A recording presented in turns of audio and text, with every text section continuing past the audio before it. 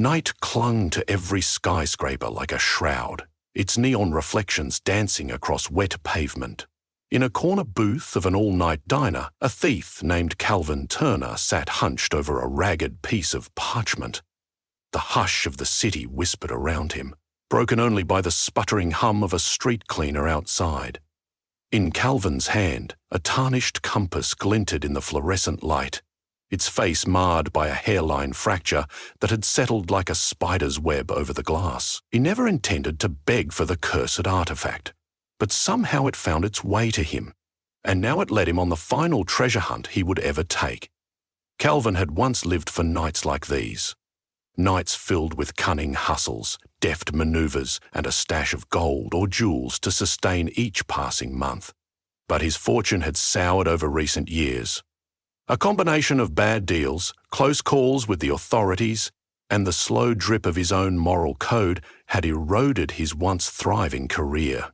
The lines around his eyes told stories of exhaustion and desperation. He needed one last score, one big enough to retire, or if not retire, at least to live comfortably for a while. Then, a whispered rumor about a hidden trove beneath the city's busiest intersection came drifting into his ear like a siren song. Only, the rumor announced that this treasure could only be found with the help of a cursed compass. The rumor also warned that whomever possessed the compass would pay a steep price for its guidance. As thunder grumbled distantly in the cloud-filled sky, Calvin used the parchment to confirm what the compass had told him earlier that day. It was pulling him to a place called Lantern Cross. Lantern Cross was a labyrinth of intersecting roads entrenched in the heart of the city, a place so hopelessly clogged by traffic and pedestrians that no one had time to notice who walked among them or what they might be searching for. People hustling off to jobs, tourists snapping pictures of the city's luminous billboards, buskers entertaining crowds for a few loose coins.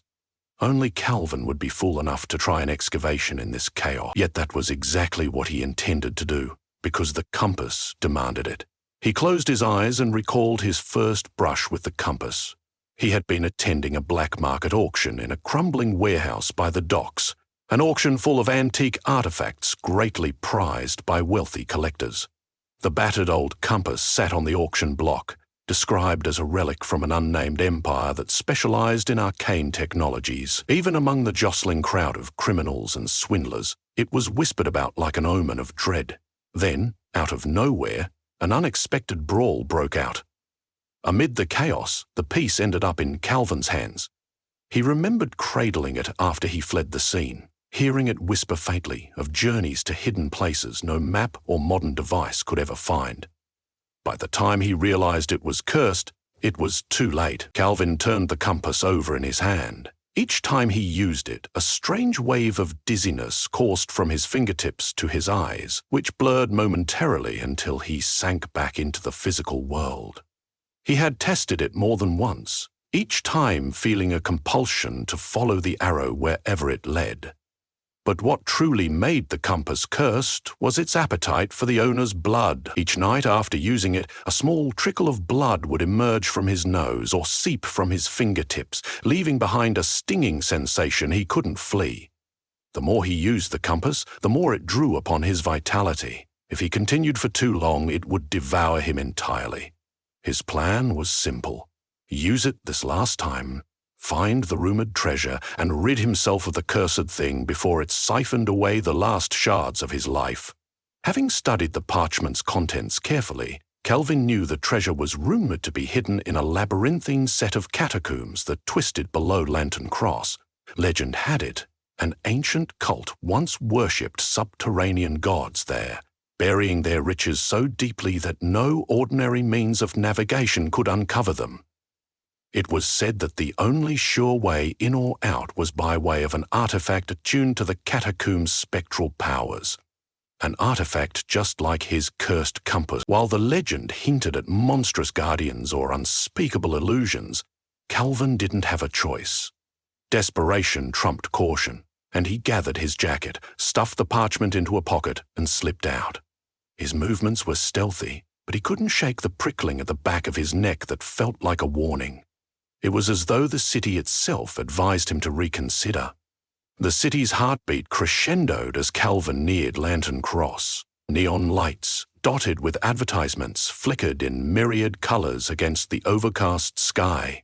The sound of honking cars and throngs of busy pedestrians echoing across the cramped sidewalks. Sleek glass towers glowed from within, casting illusions of prosperity that had little to do with the scurrying lives below. Running a hand across the stubble on his jaw, Calvin stood at a crosswalk with the rest of the crowd. For just a moment he blended in, one more man in a worn leather jacket, invisible in the bustle. Then the traffic light changed and the mass of bodies surged forward. Once on the opposite side of the street, Calvin slid into a dark alley that cut behind a towering billboard. The compass quivered at his breast pocket, clarifying his direction with a steady hum. He removed it carefully, flipping open the lid. The arrow inside was no longer pointing north. It circled once and then jerked to a new heading, an unnatural shimmer radiating from the hairline fracture. The humming grew louder. Calvin pressed on, guided by the artifact's unerring magnetism. A narrow door, half hidden behind a stack of crates, revealed itself. With a gentle push, it swung inward, revealing a set of stone steps descending into darkness. He pulled out a small flashlight and followed the steps, relying on the compass to indicate which way to turn at each fork. Each step downward brought a change in the air, which grew musty and damp. Water dripped lazily from overhead pipes. The labyrinth of tunnels below the intersection was far vaster than Calvin had ever imagined. Pipes, conduits, and graffiti-laden walls spread out in all directions. Some corridors were blocked by chain-link fences or iron bars. Others were so narrow he had to squeeze through sideways. All the while, the compass tugged him deeper. Eventually, the man-made structures gave way to older stone. Walls of archaic masonry replaced the steel supports that once framed his path, and the echo of his footfalls carried onward as though the tunnels had grown to a massive scale. Calvin's skin prickled. Something was off. The deeper he went, the more the very nature of the air, the walls, the space itself seemed to shift, as if he was slipping between worlds. He paused to run his fingertips over the ancient carvings etched into the stone. Familiar letters no longer spanned the inscriptions. Instead, unfamiliar runes, arcane and impossibly intricate, swirled across every available surface, mesmerizing him. As if spurred by indignation at his hesitation, the compass vibrated in his hand, urging him forward. A rustling sound echoed through the corridor. Calvin froze, shining his flashlight into the darkness behind him. His breath caught in his throat. For several moments, nothing looked back, no shape in the tunnel. He eased forward, step by cautious step. Then the rustling returned. This time it was louder, accompanied by a scraping, all too reminiscent of claws against stone. Swallowing hard, Calvin pressed on, uneasy tension gathering around his heart. He was a thief, not a monster hunter. If there were creatures down here, it would take more cunning than he usually needed to outsmart them. Up ahead, the corridor widened into a chamber with a domed ceiling. Broken columns lined the edges, and in the center, a sunken pit. On one column, a carven relief depicted robed figures with outstretched hands, their eyes carved as hollow voids. Calvin felt unsettled by their silent stares. The runes glowed faintly now, barely visible but undeniably pulsing. The compass's arrow still pointed beyond the chamber, but it felt as though he were now passing the threshold into the heart of something ancient. He could almost feel the presence of the watchers from centuries past. As footsteps approached from deeper within, Calvin ducked behind a crumbled column. A figure emerged, cloaked in the flickering aura of a single lantern. Stalking quietly, it wore something akin to a ceremonial robe. Its face was hidden behind an unsettling mask sculpted to resemble a silent scream, the expression twisted and elongated. The figure paused, tilting its head as though sensing a disturbance. Calvin gripped his flashlight and turned it off, his breath shallow. Slowly, the masked figure walked around the edge of the chamber, scanning for any intruder. Some primal part of Calvin's mind told him that the figure was not quite human. Not anymore. Eventually, the robed shape disappeared into an adjacent hallway. Calvin stayed perfectly still until even the echo of footsteps was gone. When he felt it was safe, he exhaled. If the compass hadn't demanded he keep going, Calvin would have abandoned this madness. He was no novice at infiltration, but something in the masked figure's presence rattled him. Still, the lethal promise of the cursed artifact burned in his thoughts. If he didn't reach the treasure soon, the compass would consume him.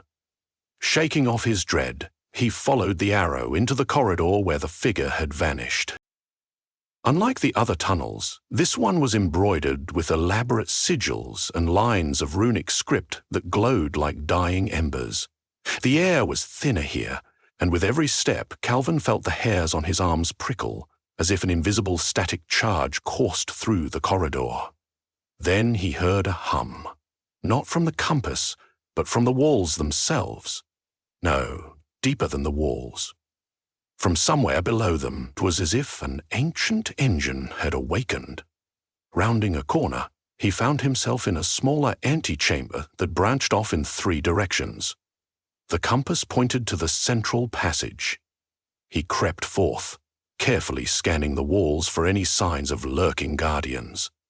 The only presence he felt was that same intangible thrumming, made more oppressive by the narrow walls pressing in. The corridor opened into a spacious cavern, its floor covered in shallow water that rippled under each footstep. Stalactites of polished black stone framed the ceiling, shining eerily in the glow of his flashlight. At the far side of the cavern, behind a cluster of jagged rock outcroppings, he spotted a flicker of light. He advanced, mindful of every step. His heart pounded a frantic rhythm. The compass's arrow was trembling, and the glass face shone with arcane illumination. The water around his ankles lapped gently, and slight currents seemed to swirl around him as though guided by unseen hands. In the flickering distance, a shape of glimmering gold emerged, tall as a man and bristling with ornate detail. Calvin raised his flashlight to reveal a massive door set into the cavern wall. In the center of the door was a swirling design reminiscent of a rotating puzzle lock. This had to be the gateway to the rumored treasure. He approached it, enthralled by its garnet-inlaid filigree. The door's craftsmanship looked old enough to predate modern civilization by centuries, yet the metal still shone without a trace of rust. Testing the doors, he found them sealed tight as if by supernatural means. He pressed the compass's face against a circular depression in the center. The arrow quivered, and with a small jolt of energy, a faint glow transferred from the compass to the filigree. Calvin felt an intense trembling in his chest, then a quick searing pain in his nose. Warm blood trickled down his lip. Yet another warning from the compass that his time was running out. With a heave, he mustered the last of his determination. The puzzle lock started rotating, the runes on the filigree swirling. One by one, metal plates clicked into place. An excruciating sound of interlocking gears enveloped him. At last, the mighty door swung inward. What greeted him was a startling chamber, lit with ghostly luminescence. The floor gleamed as though an ancient mosaic had been meticulously polished. In the center lay piles of artifacts, statues of bizarre gods, wooden chests bound with gilded corners, and stacks of coins minted with symbols unknown to modern. Jewels sparkled from half-open caskets. Towering above all this, a rough-hewn altar soared black as obsidian. This was the hoard, one final payoff that would set him up for life and free him from the curse's grip, if he could figure out how to divest himself of the compass afterward. Yet it all felt too easy. Calvin's pulse drummed. He remembered the robed figure in the prior hall, the sibilant hush of the catacombs. Treasures like these were never left unguarded. Cautiously, he moved forward, scanning the chamber for traps or illusions. The mosaic underfoot depicted a swirling mass of serpentine shapes, entwined in cosmic patterns. It was as if the floor itself was an invitation to something wholly alien. Nothing seemed to stir among the treasure. Then, the moment he reached for a gleaming chest, the air behind him erupted with movement. He spun, brandishing his flashlight like a flail. The robed figure from before stood in the doorway, 4 more individuals behind. Each wore the same black and green ceremonial robes and the same haunting mask. Glowing symbols on their garments matched the runes etched on every stone in these catacombs. Slowly they fanned out in a semicircle, blocking his exit. One figure raised a hand, palm outward, and spoke in a language that seemed to reverberate in Calvin's mind rather than his ears. The words were not meant for mortal tongues. By reflex, Calvin drew a small dagger, feeling a wave of hopelessness. Yet the compass in his pocket vibrated harder than ever, as though it demanded to be used. He wasn't sure how it could aid him in a fight, but desperation drove him. Pulling it out, he flipped the lid open. A sudden wind gusted through the chamber, swirling dust and debris. The arrow inside the compass spun wildly, pointing at each cloaked figure before fixing on the one closest to him.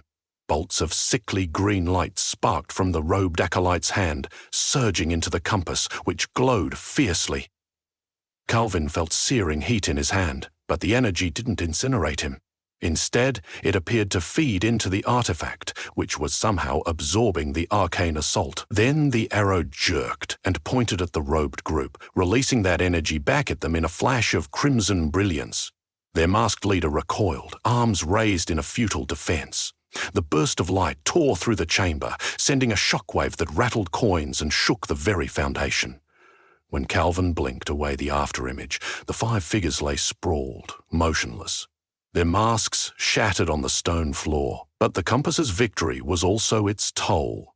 His head throbbed with an agonizing sensation as though every nerve was on fire. A thick rivulet of blood trickled from each nostril, and his vision blurred. He staggered, nearly dropping to his knees. With trembling hands, he braced himself on a gilded chest. The compass's curse was tightening its grip. He had to move swiftly. He rummaged through the treasure for items he could carry. A few small but valuable statuettes, a pouch heavy with arcane coins, and a fist-sized gem that shimmered with eerie green fire. He shoved them into his backpack, feeling vaguely like it was all happening in a surreal dream. He wanted to take more, to fill his pockets until he could barely stand, but his head pounded a warning.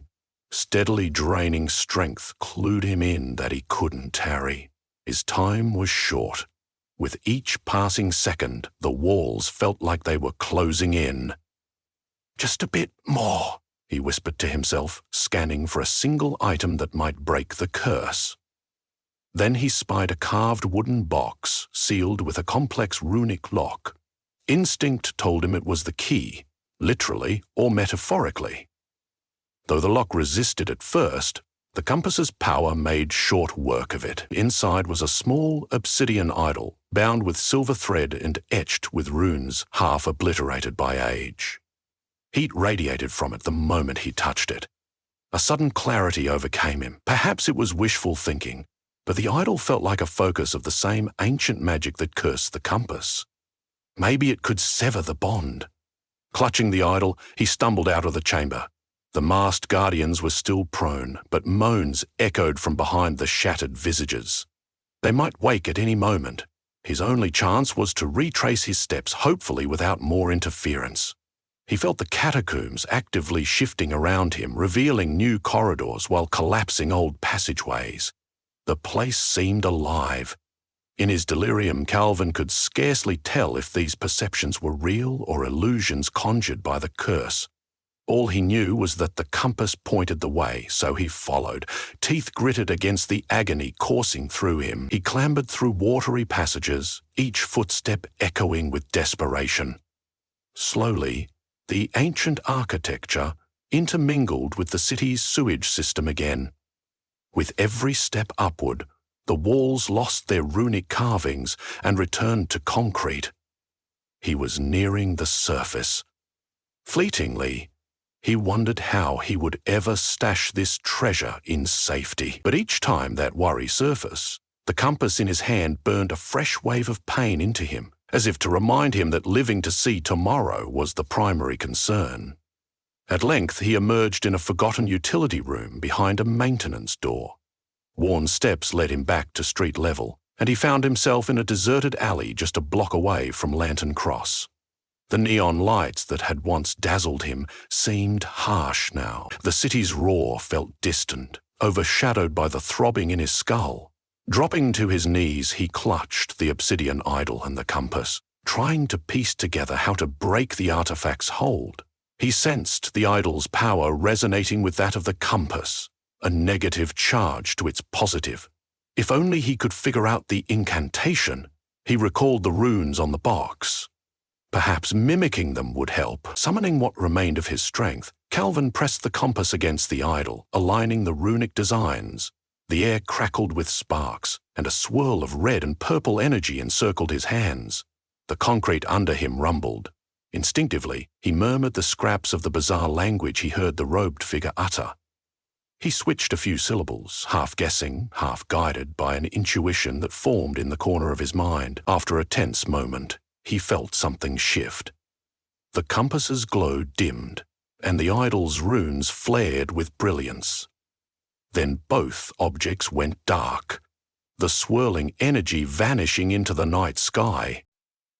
A profound silence fell around him.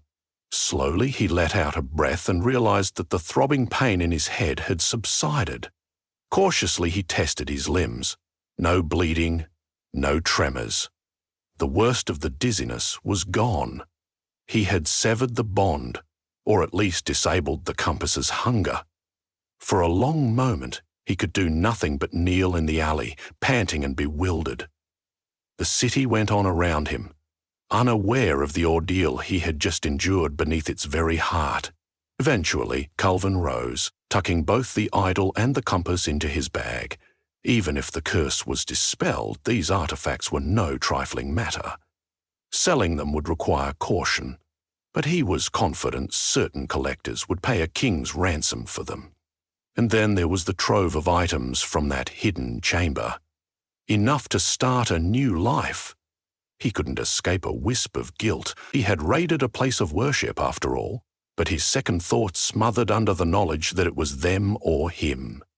The city above would do the same, take or be taken from. He meandered into the bright glow of Lantern Cross, blending once more with the late-night crowds, jostling for a taxi. His coat weighed down by ill-gotten gains, he slipped unnoticed through the throngs. Tomorrow he would contact an old friend who specialized in covert transactions. Tomorrow he would plot an exit strategy. Maybe even a path toward a simpler life. For tonight, he craved only a safe place to rest, some anonymity in the swirl of city life. Thunder rumbled overhead and a light rain began to fall. The city's iconic billboards reflected in the puddles, painting everything in an otherworldly rainbow hue. Calvin pocketed his hands, stepping carefully around the congested traffic poised at the intersection. In the crowd's hush, he realized his heartbeat had slowed, losing its anxious edge. Through the haze of exhaustion, he took solace in the fact that after all these years, he had finally found the biggest prize imaginable and survived. If the curse had taught him anything, it was that some lines shouldn't be crossed lightly. He walked on, letting the drizzle wash away the layers of grime and old regrets. As he reached the far curb, he lifted his eyes for one final glance at Lantern Cross. If someone chanced to look closely, they might see the faint hint of a satisfied smile under the gloom of his hood. A wave of warm relief flickered through him. In that brief moment, he acknowledged that, for once, fortune had favored him. Beneath these streets lay catacombs, still thrumming with ancient magic and hidden perils. But here, while the city hustled, Calvin Turner had claimed his last, daring score. Perhaps one day the memory would feel like a dream or a half-forgotten myth. Until then, he held treasure enough to shape his destiny anew. He turned and disappeared into the city's night, leaving behind a tangled web of curses and masked guardians in the shadows below, all powerless now to reclaim what he had taken.